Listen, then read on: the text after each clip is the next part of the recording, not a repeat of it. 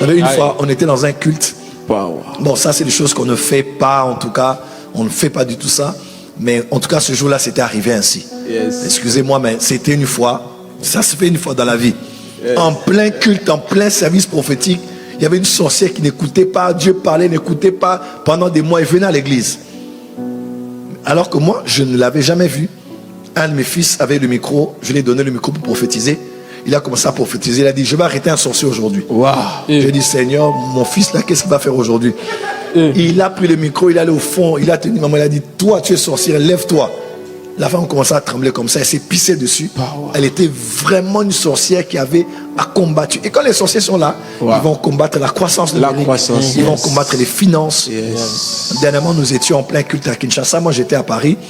Le prophète Kainos, qui est un de mes fils, quand on parlera de mouvement prophétique, parce que je suis prophète, mais je suis père aussi de beaucoup de prophètes, que j'ai impacté.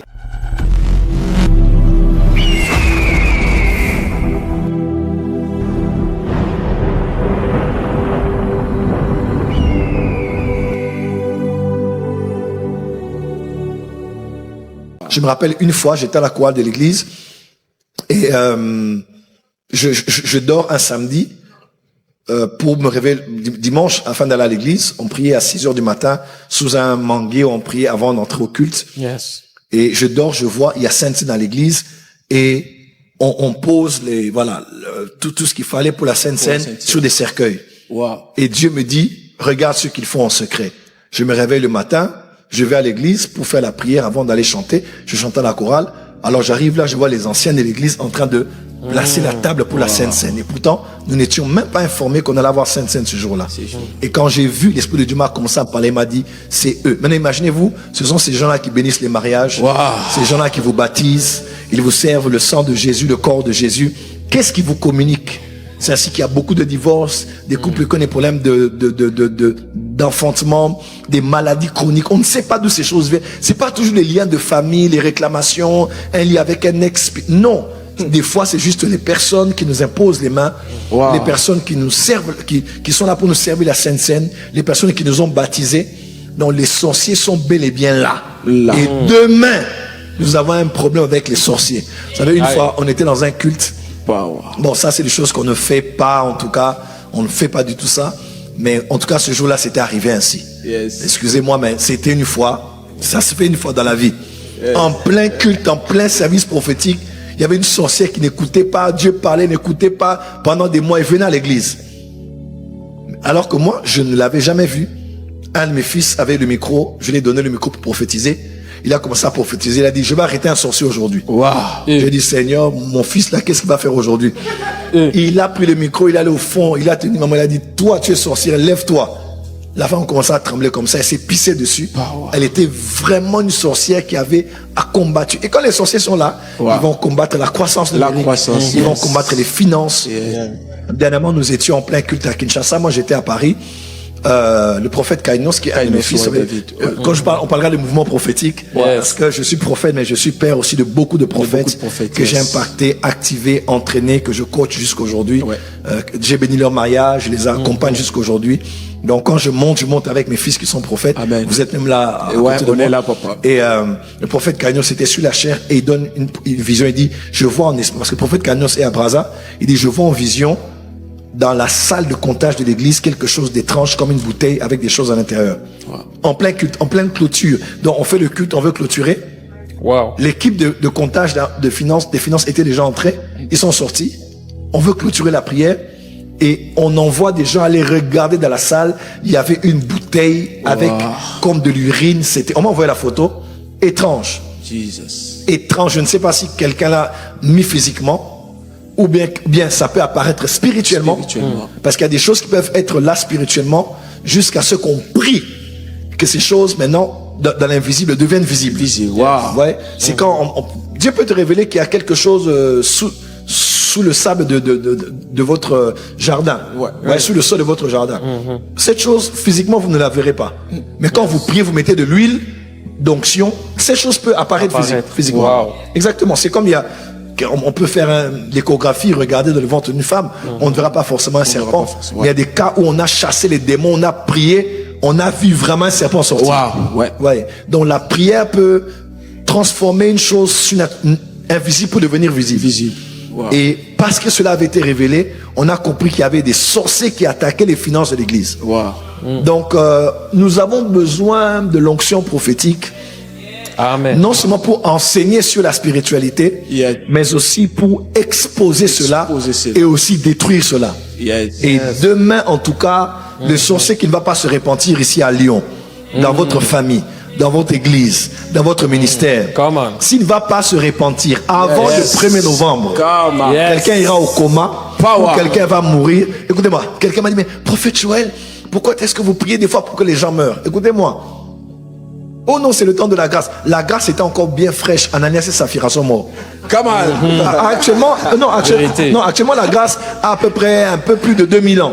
Yes. La grâce était fraîche. Yes. Elle était neuve. Vraiment, la grâce était là. Wow. Pierre a dit, on se calme. Il dit, mais pourquoi vous mentez au Saint-Esprit? Wow. Ouais. Allez, l'homme tombe, la femme tombe, et tombe puis aussi. on les prend les deux et on va les enterrer. enterrer. On ne les a jamais porté plainte. On n'a jamais fait de live. Vous dites, oh, le pasteur a fait tuer des gens. À miniature. Tous étaient remplis de crainte parce qu'ils savaient qu'on ne blaguait pas avec cette institution sacrée. Yes. Vous voyez, dans la Bible, il faut faire la différence entre un ennemi et un méchant. Ouais. Est-ce que je peux expliquer ça? Yes. Come Let's on. go, papa. Dans la Bible, t'écoute. un ennemi, la Bible déclare aimez vos ennemis. Yes. Come on, Dad. Come on. On n'a pas dit aimer les méchants. Ouais. Je ne dis pas qu'on ne doit pas aimer les méchants. Mais ce que je voudrais dire, c'est que un ennemi peut devenir un ami. Wow. Power. Power. Mais un méchant, quand vous lisez bien dans la Bible et dans les psaumes, quand on décrit qui est un méchant, c'est vraiment quelqu'un... Vous savez, il y a des bonnes personnes qui font des mauvaises choses, mais aussi des mauvaises personnes qui ont un mauvais fond et qui font des mauvaises choses. Yeah. Yeah. Consciemment, ils travaillent pour que tu puisses mourir. Wow. Ta femme et toi. Que ta femme enceinte puisse perdre l'enfant. Et ils sont là, ils n'attendent que le malheur. Wow. Ils respirent, comme dit le psalmiste, le malheur. Le malheur. Un méchant, tu ne laisseras pas vivre la sorcière. Yes. Come Et on. le méchant n'a pas de place dans l'assemblée des saints. Yes. Il faut le bouter dehors et le punir sévèrement par la non. puissance de l'esprit. Et Alors moi, prophète, j'ai une question qui concerne le mouvement prophétique. Je pense à des gens, par exemple, qui nous écoutent, qui ne savent pas forcément bien définir qu'est-ce que c'est. J'aimerais qu'en quelques mots, tu puisses nous définir clairement ce qu'est le mouvement prophétique et qu'est-ce que ça peut annoncer dans l'avenir pour Lyon. Wow. Alors, je vais aller dans deux sens. Premièrement, l'Église de Jésus-Christ vit déjà un mouvement prophétique. Amen. Puisque nous sommes au jour de l'accomplissement de la prophétie de Joël. Joël chapitre 2, verset 28 et suivant. Jusqu'à la fin du chapitre 2. Il dit que dans les derniers jours, dit Dieu, je répandrai de mon esprit sur toute chair. Yes. Remarquez, il n'a pas dit je renverserai mon esprit. Yes. Je répandrai. Parce que renverser, c'est accidentel. Mais répandre, c'est intentionnel. Donc Dieu n'est pas là, il est Come surpris. on. Pouf, mon esprit est tombé. Non. Wow. Non, Dieu n'est pas surpris. Donc, quand c'est un accident, ça peut tomber partout. Partout. Mais quand c'est intentionnel, on sait exactement. Wow. Je répandrai sur toute chair, vos fils et vos filles prophétiseront. Wow. Amen. Quand dans Acte 2, cela s'accomplit, Pierre dit, il met même de l'emphase à la fin, il dit, oui, sur mes serviteurs et mes servantes, je répandrai de mon esprit et ils prophétiseront. Y a-t-il des serviteurs et des servantes de Dieu dans la salle? Yes. Et on a donc, cette prophétie de Joël s'est accomplie dans Acte chapitre 2. Et Acte chapitre 2, c'est le jour de la naissance de l'Église. Wow. Donc, la dispensation de la grâce, la dispensation de l'esprit, la dispensation de l'Église, celle qui vient après celle de la loi, et effectivement la dispensation du mouvement prophétique. Yes. Puisqu'on voit les expressions du ministère du mouvement prophétique. On voit les fils et filles qui prophétisent, les jeunes gens qui ont des visions, les vieillards ont des songes, les serviteurs, les servantes prophétisent. Donc, nous sommes déjà, de manière globale, l'Église corps du Christ vit l'âge du mouvement prophétique. Yes. Nous sommes aujourd'hui conscients qu'il y a certes des ministères de prophètes. Tout le monde n'est pas prophète. Même l'apôtre Paul dit dans Acte 12, verset 28 et suivant, il dit, Christ a établi premièrement dans l'église les apôtres, les prophètes, ainsi que les docteurs, ainsi de suite. Après, il dit, tous sont-ils apôtres? Non. Non. Tous sont-ils prophètes? Non. Voyez-vous, donc tous nous ne pouvons pas être prophètes. Ouais. Mais comment alors s'accomplira le souhait de Moïse? Moïse disait à l'époque, il disait, alors que Dieu a pris de son esprit sur Moïse, il a répondu sur les 70 anciens, tous ont commencé à prophétiser. Mais il y avait deux qui n'étaient pas de l'assemblée, ils étaient hors du camp. Wow. Et eux aussi ont commencé à prophétiser. Yes. Alors Josué, en voyant ça, il a dit, oh, mais comment faut aussi vous prophétiser? Alors il était jaloux pour Moïse. Hein, il a dit, ah, Yes. mais cette grâce-là, il n'y a que mon père qui l'a, comment eux aussi commencent à faire ça? Et Moïse dit, non, ne sois pas jaloux pour moi. Il dit, mais 70 c'est peu. Il dit, plaise à Dieu Wow. que toute l'assemblée des enfants d'Israël soit Wow. composée de prophètes. Prophète. Alors, comment cela va s'accomplir aujourd'hui? Il est possible donc d'être prophète sans être prophète. Waouh. C'est fort, papa. Alors je l'explique. Là, il faut expliquer. Yes. Si tout chrétien ne peut pas être prophète de ministère, Wow. tout chrétien peut être prophétique. Wow. Et le professeur. Voilà pourquoi nous sommes dans le mouvement prophétique Yes. où tout enfant de Dieu doit être prophétique. Yes. Donc il peut être prophète sans être, n'est-ce pas, prophète par extension et non prophète de ministère prophétique. Donc de manière globale, nous sommes en plein mouvement prophétique. Wow. Mais de manière très particulière, que veut dire un mouvement prophétique? Un mouvement prophétique, je dirais, c'est un mouvement spirituel dans le corps du Christ qui vient des fois comme une vague. Rappelez-vous dans Psaume, David dit tous tes flots et tes vagues tombent sur moi. Parce que dans l'imagerie biblique, quand on parle du réveil, le réveil a des images. Wow. Le réveil peut être imagé par la pluie, le réveil peut être imagé par le feu, Yes. le réveil peut être imagé de plusieurs manières, mais le réveil est aussi imagé par une vague. Vous voyez comme les vagues tombent sur le rivage, donc les vagues. Yes. Et David dit, tes flots et tes vagues tombent sur moi.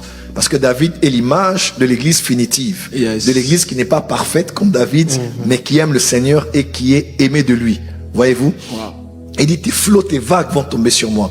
Alors, remarquez bien avec moi, un mouvement prophétique est un mouvement spirituel dans lequel il y a une grande emphase sur, les ministères prophétiques. Wow. Donc, quand un mouvement prophétique est là, on voit vraiment l'emphase sur l'émergence des mouvements prophétiques, excusez-moi, l'émergence des ministères prophétiques. Il n'y a pas un, Ouais. il y a des prophètes qui se lèvent. Ouais. Wow. C'est ainsi que je m'insurge contre toute pensée de croire qu'il y aurait un homme de Dieu qui soit la voix autorisée.